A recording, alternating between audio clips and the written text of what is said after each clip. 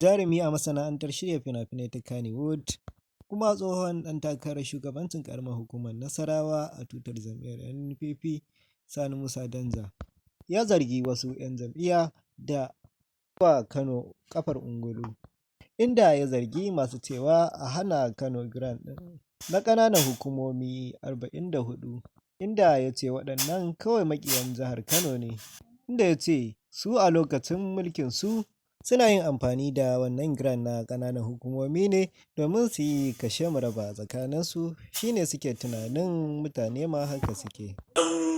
Wasu 'yan maganganu ya wani abu da yake dan bani mamaki.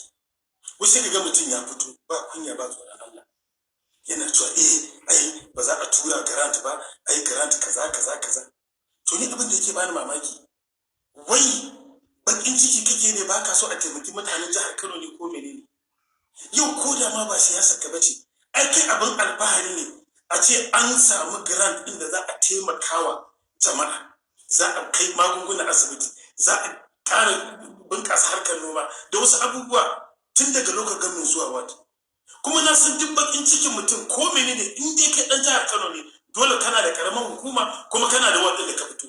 Kana bakin ciki ne da karamar hukuma da ka fito saboda siyasa ba taku bace, ko kana bakin ciki wadda da kake ciki kada a taimake shi. Wani irin tunani mutane muke yi? Siyasa fa tana da limit.